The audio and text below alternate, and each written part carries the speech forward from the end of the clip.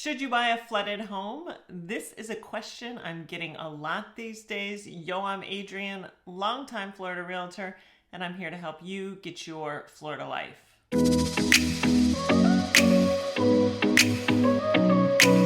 Happy Wednesday, everyone. If you're new here, new videos come out every Wednesday. Today we are talking about the flooded homes around town that we see hitting the market.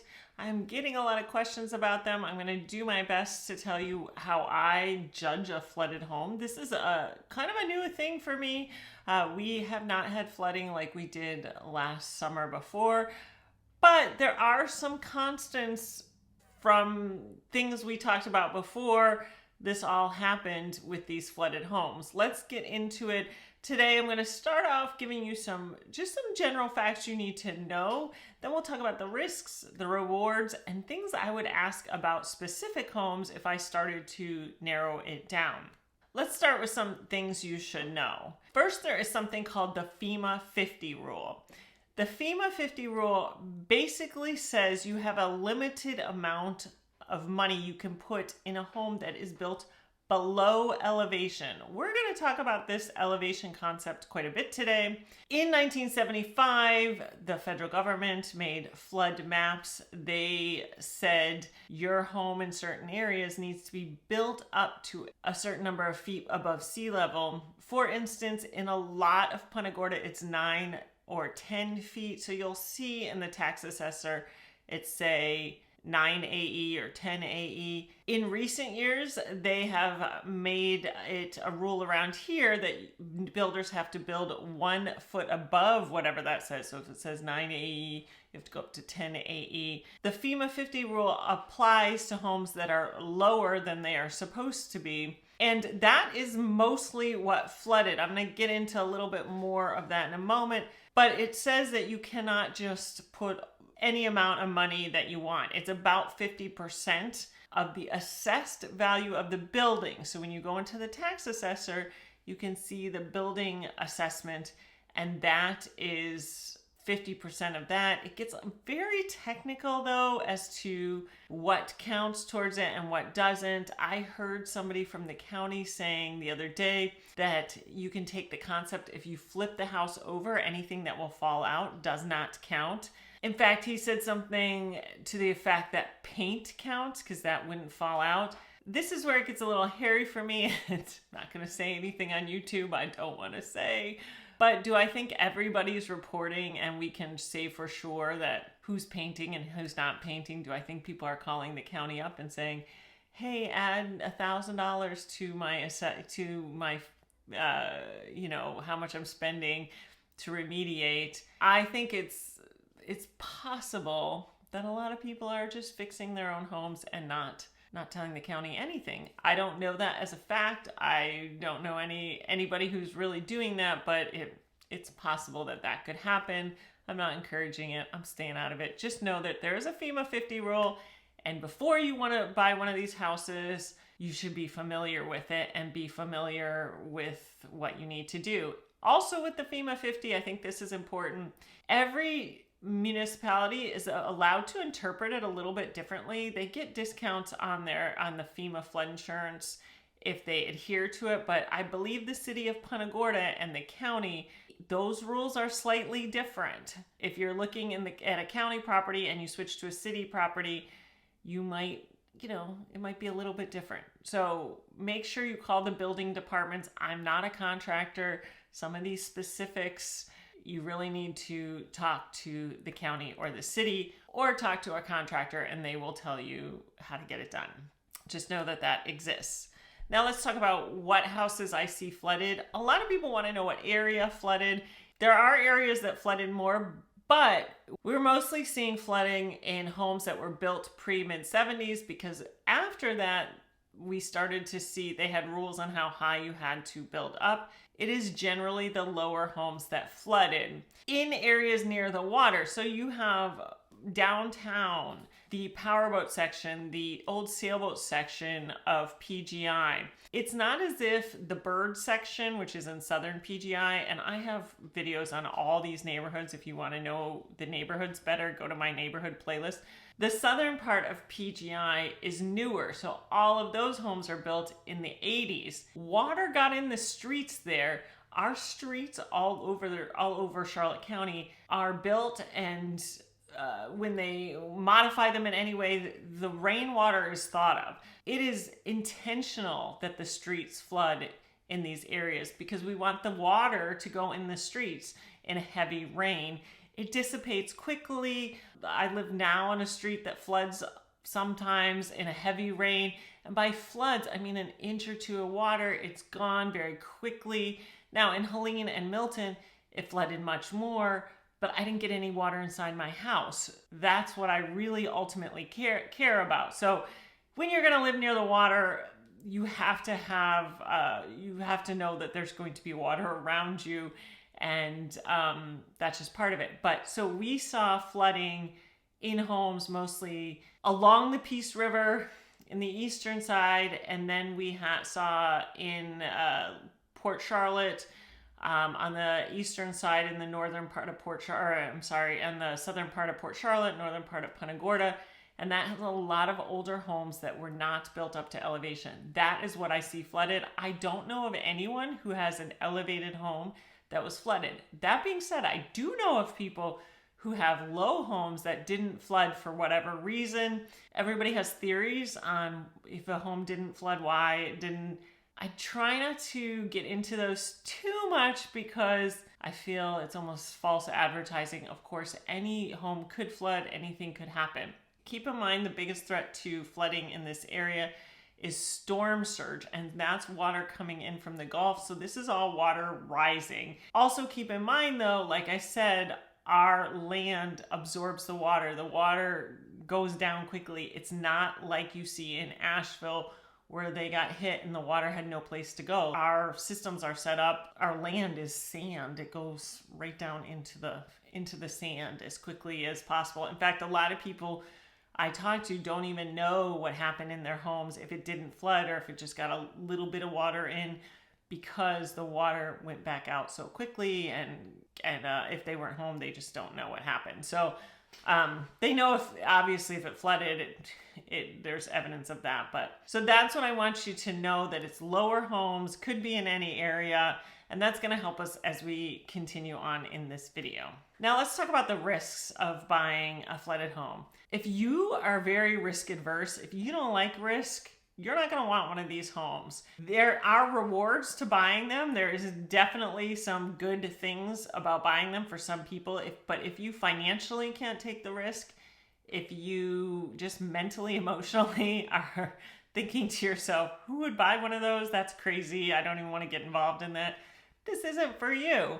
That's fine.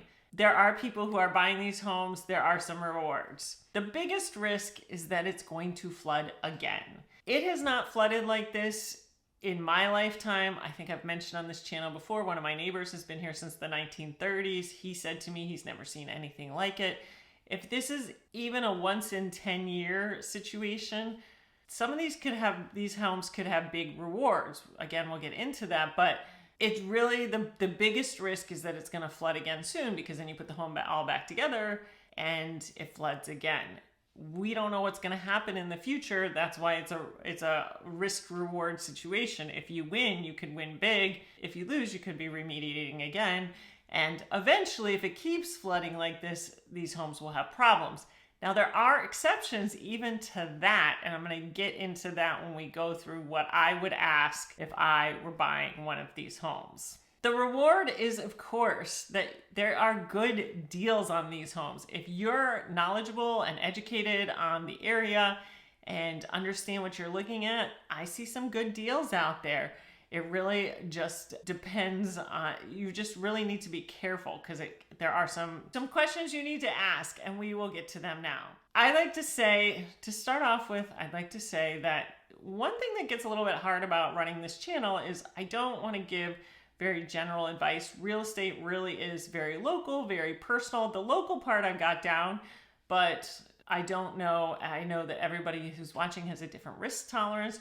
You might even have a different ability as far as some people do drywall, and this can be a great plan for you if you do drywall maybe, or some people I don't do drywall. I mean, I'm not doing drywall. So it really depends on your personality when I get through these. It also depends very specifically on the house. If you are interested in buying, or I try not to get too pushy or commercial on this, but really if you're thinking of buying or selling one of these houses, you do need a professional who understands the area. I would love to help you with that. If you've gotten this far in this video, you've obviously are taking something from it. It is probably best that we speak one-on-one instead of you just going and buying one of these, because I'm going to give you the advice I have, but there's a lot to it. This is what I would ask. First, what condition is the house really in? I'm seeing some of these houses that we know flooded. Sometimes you can still see sludge on the ground from the water, and not a lick of anything has been done, not a wall cut out, nothing. My understanding of that, and I'm not a contractor, is there is mold behind those walls. It makes sense that there are mold behind those walls. It's Florida. It's now a little bit cool, but it's been hot. I just can't imagine that that problem is not mushrooming, getting bigger and bigger. That is concerning to me. Also, I have seen homes and sold homes that the upper half of the house is in great condition. Maybe it has a new roof. Maybe a lot of the cabinets are still there. Maybe they were smart and turned off their electrical, so the electrical is in pretty good shape. There's still a variance of condition on these homes. You might assume, oh, it's flooded. Every flooded home is in the same condition. No, that is not the case at all. I would also look at, the second question I would ask is a question I would ask on an older home always. What can I do to make this more modern, and how expensive is that going to be? For instance, when you get in older homes, you get wonky floor plans. Now, if you go back even 15, 20 years, the floor plans have changed over time. So I don't expect a big open floor plan from a 60s home. You rarely get that. But I've seen some floor plans that are very different from anything like we live now. Maybe one bathroom or hallways in weird spots that you really just can't even fix anymore. Also, roof lines. It's one thing to have an older roof, but sometimes, you see flat roofs. Those are very hard to get insurance on, very hard to fix up. It gets tough out there when you get these older homes anyway. So if they've been flooded, it's just another, it's piling on at that point. That being said, the third thing I would ask is, what is the lot value of the home? We are seeing some of these being sold at lot value. In the old sailboat section in particular, if you look back at sold lots in the last year or two, all of them are with full seawalls, which is 80 feet or more. All of them are over 400,000. Well, some of these homes have been sold around 400,000. That can be a great home. That is less risk. Let's say you put 80,000. Let's say you buy a flooded home for 430 and you put 80,000 in it, and the lot is worth 430. Now, again, I would have to look at the house. I don't want you to just take, oh, these lots are all worth 430. I have to look at it. But you put 80,000 into it, then your risk is really the 80,000. Also, there's not a lot of lots left in the old sailboat section. The old sailboat section is in the northwest corner of Punta Gorda Isles, has some of the best boating out there. The lots are worth a lot, and there's not a lot left. So if you hold that long enough, I have certainly sold in that section over the years, and quickly these old houses become lot value. So if you've always wanted to get in the old sailboat section and you find a house that just needs, I don't want to sound like, $80,000, but it could be $80,000 of risk. You could put your sailboat there. Someday you are probably going to sell that house at whatever lot value is at the time, but it could be a good deal. We are also just seeing flat out teardowns. If it's close enough to lot value, or if it is at lot value and you're thinking, oh, what's going on here? You just tear it. It's really a tear down, and you should only really look at those houses if you're looking for a vacant lot. If you're going to look at a tear down and think about fixing it up, that doesn't really go together. And again, that's a very specific thing. It's hard for me to break this down on YouTube, so call me on that. The next thing I would look at is, what are the other attributes? Kind of like the old sailboat section, or anything that's in really good boating water. We're seeing this in the powerboat section too. There's some in great boating water, great close to open water homes. we can find some good deals on those right now.